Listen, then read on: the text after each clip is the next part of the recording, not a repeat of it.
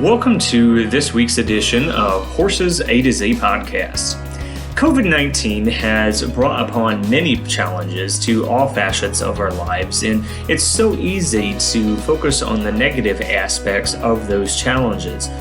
One thing that 4-H does is it is known for empowering our youth and their leaders, and I know from experience this can lead to resilient leaders coming up with very innovative solutions to problems that might arise.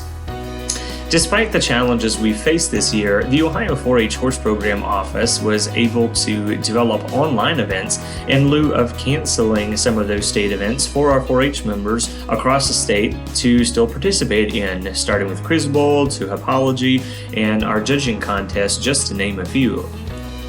So with 4-H, we'd like to reflect back on 2020 here and see how our 4-H members have learned to overcome obstacles. And with me this week, I have Nicole Lorig, who is a graduate student here at Ohio State, and Miss Maddie Eggman, as well as one of her undergraduate students. And they're just going to reflect upon how 4-H has empowered them to get them through certain challenges in their lives. Yeah, so like Dwayne said, we have Maddie here today, and she is a third-year animal science student at Ohio State, a former 4-H member. So hi, Maddie. Hey, Nicole, how you doing? Good, how are you? I'm good. Good to have you. So tell us, what do you miss most about 4-H? I would say probably the thing I miss most about 4-H would probably be just around a nice tight knit community of just horse people and just hanging out with some of like kind of my old friends at the barn, and also being at home and just kind of having that, I guess, friendship that you would have in 4-H. It was nice to really ride with people who, because when you're young, and you really want to do riding stuff, maybe you don't have a car yet, and they could set up 4-H meetings where you can all ride together in a group. That was really fun. Attacking up horses with other people and just hanging out. So how has 4-H helped you here at Ohio State? How has 4-H helped me here at Ohio State? So I'd say we have to kind of go back in time and kind of start when I actually first got into horses.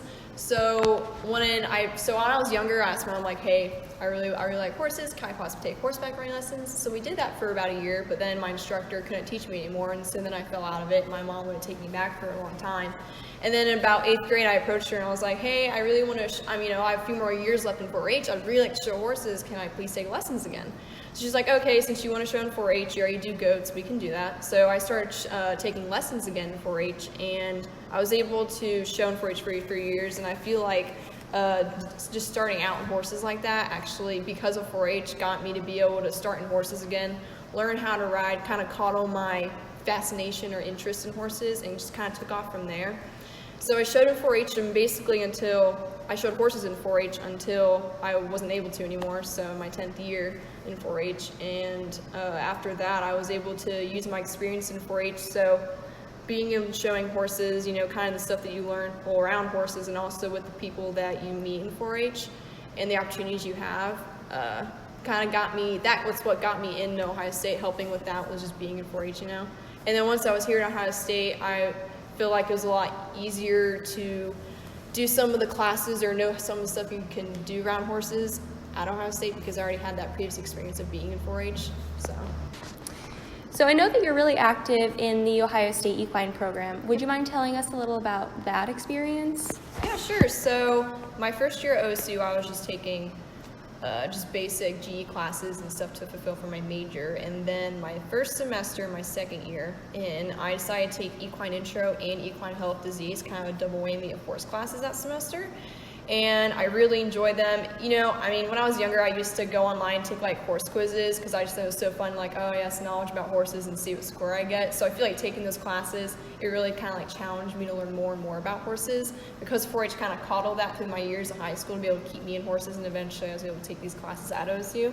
So I took those classes, and then I was approached with possibly taking a reproduction internship in the spring following that.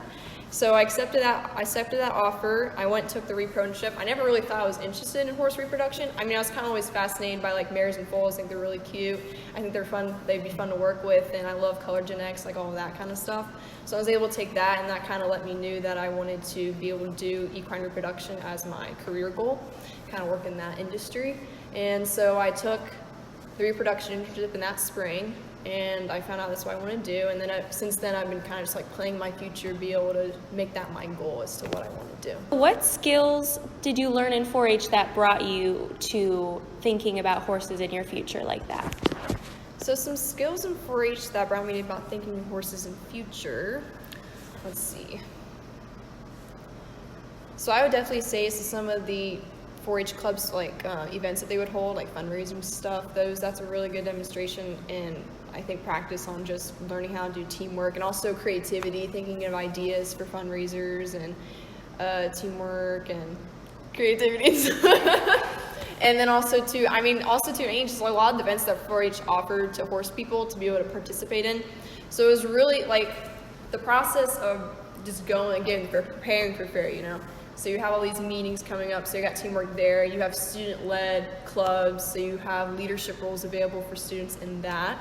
You have people just like you have them thinking as a group to think of ideas for what they want to put for decorations for their stalls and going out and getting those decorations, maybe making them come together and having that creativity, more teamwork. And then also there's some even like offering classes for at the actual 4-H show, like the grooming clean, where you're working as a team to groom a horse off and then having to do the showmanship kind of after. Yeah, I just feel like the 4-H program offered a lot of good opportunities to be able to develop that leadership skill, creativity, and teamwork. And do you have any leadership roles in any clubs at Ohio State?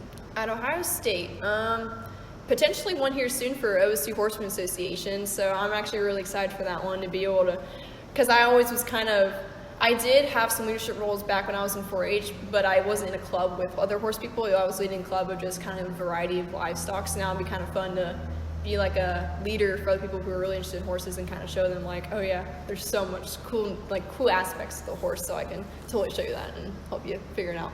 Awesome, really cool.